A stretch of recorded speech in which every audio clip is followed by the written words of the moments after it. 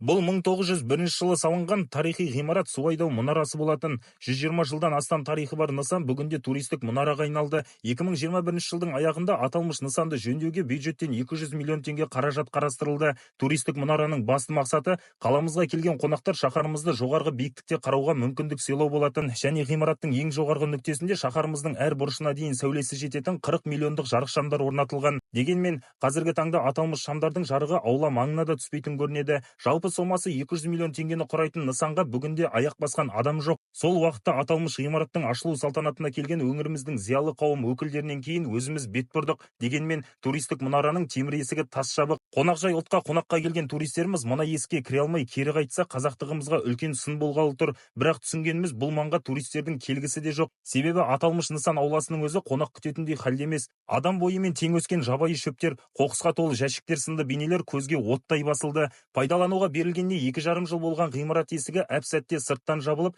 енді мұнда адам баласы аяқ баспайтындай күйге түсті. Ержан Смағұл, Жаңа Тұран, анық ақпаратпен жедел жаңалық.